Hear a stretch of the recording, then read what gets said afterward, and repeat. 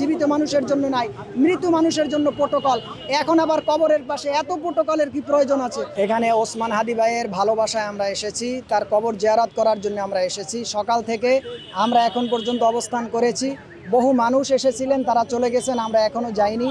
আমরা চাই ওসমান হাদি ভাইয়ের কবরের কাছে গিয়ে সূরা ইয়াসিন শরীফ, সূরাতুল মুলক, এরপর সূরাতুল ইখলাস সহ আমরা গুরুত্বপূর্ণ সূরাগুলি তেলাওয়াত করে তার রুহের মাগফিরাত কামনা করব। কেউ প্রশ্ন করতে পারে এটা তো যে কোনো জায়গায় করেই বসে করা যায়, তাহলে আমরা এসেছি তো ভালোবাসার জন্য, তো যার ভালোবাসায় এসেছি তার কবরের পাশে যদি আমরা দাঁড়াতেই না পারি, এমন কি বাধা বিপত্তি এখানে আর আছে যে আমাদেরকে ঢুকতে দেওয়া হচ্ছে না? আমরা সেই সকাল থেকে অপেক্ষমান অবস্থায় রয়েছি।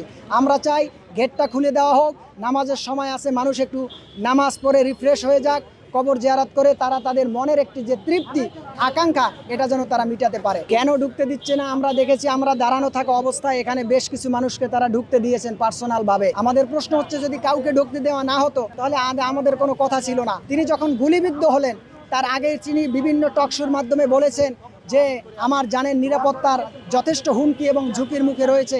সেই সময় তারা কিন্তু সেই রকমের কোনো প্রোটোকলের ব্যবস্থা রাষ্ট্রের পক্ষ থেকে করেন নাই। তিনি যখন সিঙ্গাপুর থেকে মারা যাওয়ার পরে এসেছেন বিমানে করে, লাশ হয়ে, ডেড বডি হয়ে, ডেড এক্সপায়ার হয়ে গেল, তখন আমরা দেখতে পেলাম প্রোটোকলের কোনো শেষ নাই। এই প্রোটোকলের জন্য কি বাংলাদেশ আমরা তৈরি করেছিলাম? সেই 1947 সাল থেকে আজ 2025 পর্যন্ত আমার বাংলাদেশে যারাই দেশের জন্য কথা বলেছেন, মাটির জন্য, অসহায় মানুষের জন্য কথা বলেছেন, তাদের পক্ষে প্রোটোকলের ব্যবস্থা জীবিত মানুষের জন্য নাই, মৃত মানুষের জন্য প্রোটোকল। এখন আবার কবরের পাশে এত প্রোটোকলের কি প্রয়োজন আছে? মানুষ আসতেছে, কবর জিয়ারত করবে, এটাই আমাদের চাওয়া।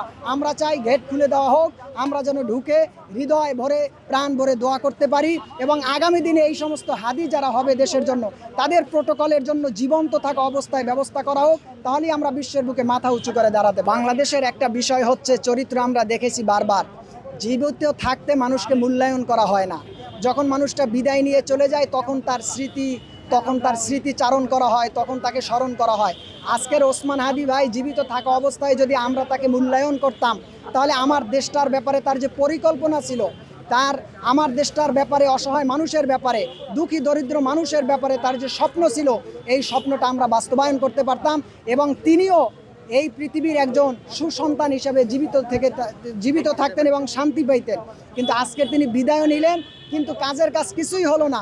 মারা যাওয়ার পরে প্রোটোকল আর নিরাপত্তার ব্যবস্থা।